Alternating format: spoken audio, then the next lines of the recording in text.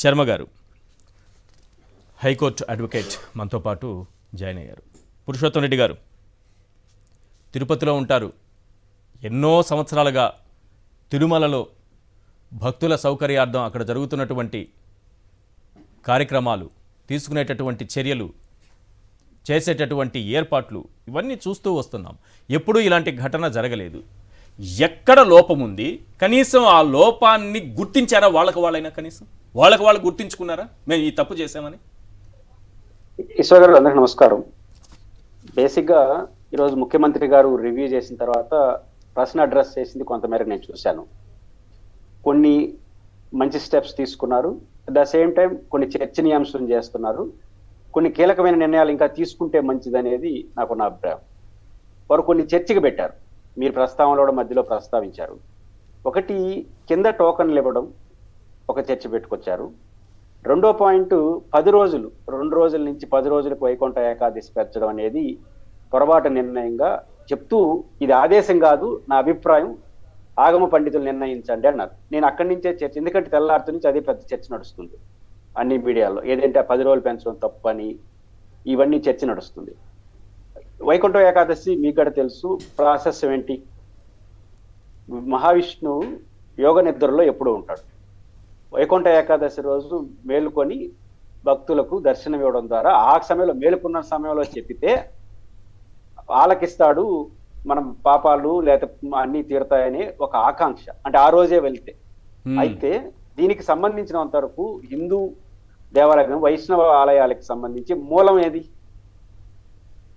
తమిళనాడులో ఉన్నటువంటి ఆలయం, అక్కడి నుంచే మనం మూలంగా తీసుకుంటాం. దశాబ్దాలుగా, శతాబ్దాలుగా 10 రోజులు ఉంటుంది వైకుంఠ ఏకాదశి. దాన్ని టీటీడీలో కూడా వైష్ణవ ఆలయం కాబట్టి ఇక్కడ కూడా తీసుకురావాలని గతంలో ఉన్నటువంటి ధర్మారెడ్డి గారు ఉన్నప్పుడు ఈ పద్ధతి తీసుకొచ్చారు. ఆగమ పండితులు అందరూ సలహాలు తీసుకొచ్చారు. ఇప్పుడు అది తప్పు ఒప్పు అనే చర్చ తీసుకొస్తున్నారు. ఒకవేళ అది మీకు కరెక్ట్ కాదని పండితులని చెప్తే మార్చుకోవచ్చు. కానీ వైష్ణవాలయానికి మూలమైనటువంటి ఆలయంలో మనకు తమిళనాడులో జరుగుతున్నటువంటి చోట జరుగుతున్నప్పుడు ఇక్కడ ఎందుకు పెట్టకూడదు అనే చర్చ మనం ప్రధానంగా, మీకు ఆలయం పేరు కూడా మనం మీకు ఐడియా ఉంటుంది, శ్రీరంగం.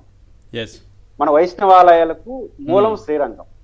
శ్రీరంగానికి సంబంధించిన మనకు హిందూ దేవాలయాల్లో 108 దివ్యక్షేత్రాలు ఉన్నప్పటికీ కూడా శ్రీరంగం అనేది మనకు కీలకం చేస్తుంది. అక్కడ సాంప్రదాయాలే వైష్ణవాలయాల సాంప్రదాయాలుగా ప్రపంచం గుర్తించింది. అక్కడ దశాబ్దాలుగా, శతాబ్దాలుగా ఆలయం ఉన్నప్పటి నుంచి కూడా 10 రోజులు అంటే వైకుంఠ ఏకాదశి రోజు ఏ పద్ధతి ఉంటుందో 10వ రోజు వరకు 10 రోజులు ఉంటుంది. శ్రీ మహావిష్ణువు మనకు ఉంటారు అని చెప్పేది మన శాస్త్రం చెప్తుంది. దీంట్లో సైంటిఫిక్ రీజన్ నేను ఏం చూస్తున్నానంటే, ఇప్పుడు ప్రెజర్ ఎందుకు గురైంది? మనకు ఒకే రోజు, అంటే మనకు వైకుంఠం రోజే దర్శనం చేసుకోవాలని ఆశతోనే కదా ప్రజలందరూ దూరారు. అవును. అదే 10 రోజులు అయితే అది సాంప్రదాయం కరెక్ట్ అయినప్పుడు ప్రెజర్ తగ్గుతుంది కదా. ప్రెజర్ తగ్గుతుంది, ఒక రోజు మీద ప్రెజర్ తగ్గుతుంది కదా. ఇది సైంటిఫికే కదా. అవును. సాంప్రదాయం అవునా కాదా తేల్చండి, అది పండితులు తేల్చాలి. మనం శ్రీరంగం మూలాధారంగా తీసుకొని చేస్తున్నాం. ఇప్పుడు సాంప్రదాయాలు ఒప్పుకున్నప్పుడు వైకుంఠం యొక్క ప్రాసెస్ 10 రోజులు ఉన్నప్పుడు, వెసులుబాటు ఉన్నప్పుడు, అది భక్తులు సౌకర్యం ఇస్తే ఈ ప్రమాదాలు తగ్గుతాయి కదా. అవును. ఈ రోజు కూడా భక్తులందరూ కూడా వైకుంఠ ఏకాదశి సింగిల్ డేనే చూడాలనే తాపత్రయం, ఆతృతతోనే ఇట్లాంటి పరిస్థితులకు మూలం అవుతా ఉన్నాయి. ఎక్కువ మంది తోసుకోవడాలు అవన్నీ వస్తున్నాయి. అసలు అధికారులు ఫెయిల్యూర్, అది కూడా చూద్దాం. భక్తులు ఈ మనోభావాలు దృష్టిలో పెట్టుకొని, అవసరాలు దృష్టిలో పెట్టుకొని, పరుగుల ఆకాంక్షలు దృష్టిలో పెట్టుకొని సాంప్రదాయాలు అంగీకరించినప్పుడు దాన్ని ఎందుకు వివాదం చేయడం? 10 రోజులు జరపండి, లేకపోతే వద్దనుకుంటే ఆపేయండి. ఇది ఫస్ట్ పాయింట్. రెండో పాయింట్, మన తిరుపతిలో ఇవ్వడం, చంద్రబాబు గారు కరెక్ట్ పాయింట్ అయితే గుర్తించాడు. అదేంటంటే, ఇక్కడ ఉన్నటువంటి సెంటర్లో ఏదైతే తిరుపతి ఇస్తున్నారు కదా సెంటర్లు, ఎందుకు వచ్చింది ఇది కూడా? తిరుపతి స్థానికులకు పర్ డే అప్పుడు లక్ష టోకన్లు ఇస్తామన్నారు. రోజుకి 10,000 చొప్పున 10 రోజులు 1,00,000 ఇస్తానన్నారు లోకల్ పీపుల్ కోసం. ఇప్పుడు వేసిన ఈ సెంటర్లని లోకల్ పీపుల్ కోసం వేసింది, మొత్తం రాష్ట్ర ప్రజలు, దేశ ప్రజలందరికీ కాదు. ఈ లోకల్ పీపుల్కి వేసినటువంటి ఈ సెంటర్లు రోజుకి 10,000 కాబట్టి పరిమితమైన ఒత్తిడి ఉంటుంది. అదర్ దెన్ భక్తులందరికీ కూడా ఆన్లైన్లో ఇవ్వడం, మిగిలిన వాళ్ళకి, కొండకి వచ్చిన వాళ్ళకి వచ్చినట్టుగా లైన్లో ఎవరికి అవకాశం వాళ్ళకి ఇస్తా ఉన్నారు. ఈసారి చేసినటువంటి ఒక పొరపాటు ఏంటంటే, జనరల్ పీపుల్ను కూడా దీనిలో అలౌ చేసేసినారు. దేంట్లోకి లోకల్ పీపుల్కి ఇచ్చేదాన్ని కూడా వైడర్ చేసేసినారు.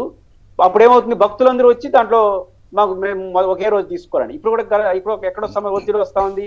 వైకుంఠ ఏకాదశి రోజుకి దాదాపు లక్షల్లో టికెట్లు ఇస్తున్నారు, అన్ని తెలుసు భక్తులకి. కానీ నేను భక్తుడిగా ఏం కోరుకుంటున్నాను అంటే నాకు మొదటి రోజే కావాలి. వైకుంఠ ఏకాదశి రోజు ఒత్తిడితోనే పోయారు పాపం. ఇప్పుడు ఇట్లాంటి సమయంలో లేదయ్యా బాబు 10 రోజులు ఉంది, 9వ రోజు చేసుకోవచ్చు, 10వ రోజు చేసుకొని భక్తులు నచ్చ చెప్పదామా? 10 రోజులు తప్పని ఒక రోజు అంటే మళ్ళీ పెంచుదామా ఈ ఒత్తిడిని? విజ్ఞత కలిగినటువంటి వాళ్ళందరూ సీరియస్ గా ఆలోచించాల్సిన సబ్జెక్ట్ గా నేను చూస్తున్నాను. అసలు ఇంకా ఆలోచించమన్నారు పండితులు, టీటీడీ ఏం చేస్తుందో చూద్దాం.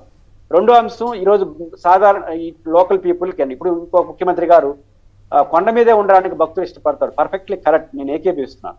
అట్ ద సేమ్ టైం తిరుపతిలో ఈరోజు స్థానికులకు ఈ తెలుగుదేశం పార్టీ అధికారానికి వచ్చిన మనకు మహతే ఆటర్యంలో లోకల్ పీపుల్ కి ప్రతి మంగళవారం మొదటి మంగళవారం ఒక నెలలో లోకల్ పీపుల్ కి ఇస్తున్నారు కదా. అలానే కొనసాగిస్తే అక్కడ ఒత్తిడి ఉండదు. ఆ సెంటర్లో కూడా బయట వాళ్ళు తీసుకొచ్చేసారనుకో ఈ రోజు చేసినట్టుగా మళ్ళీ అక్కడ ఒత్తిడి వస్తుంది. కాబట్టి ఒత్తిడి రావడానికి కోరను పాలసీలో వచ్చిన మార్పు, డెసిషన్లో వచ్చిన మార్పు తప్ప ఇక్కడ లోకల్ సెంటర్లో ఉండడం వల్ల కాదు అన్న విషయాన్ని పెద్దలు గుర్తిస్తే మంచిది. అట్ ద సేమ్ టైం అధికారుల పైన చర్యలు కూడా తీసుకున్నారు.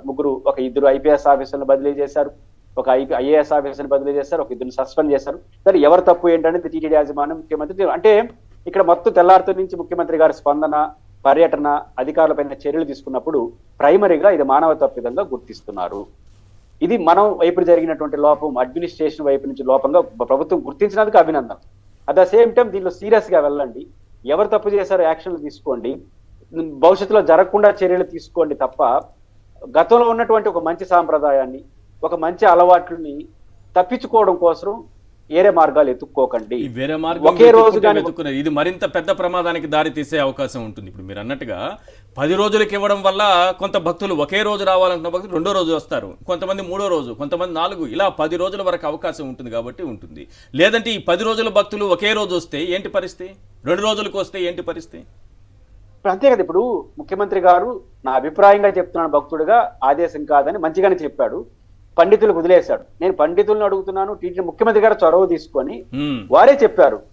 ఈ రోజు రష్ పెరగడానికి నేను వైకుంఠ ఏకాదశి రోజు దాదాపు ఇంకోటి కూడా ఈశ్వర గారు నాకు లోకల్గా తెలుసు కాబట్టి మీరు ఎంత నొక్కినా 1,00,000 మంది పైన దేవుడి దర్శనం చేయడం సాధ్యం కాదు. అవును, ఎంతమందిని చేసిన మనకున్న ఎసులుబాటు రెగ్యులర్ గా కూడా మనకి రోజు వారి దర్శన భాగ్యం 65 నుంచి 70,000 మంది దర్శనం చేసుకుంటారు. అంటే సీరియస్ గా చేస్తే 1,00,000 మంది ఎట్టంటే నేను మనకు 10 రోజులు కాకముందు ఒకసారి వెళ్ళాను మన వైకుంఠ ఏకాదశి రోజు.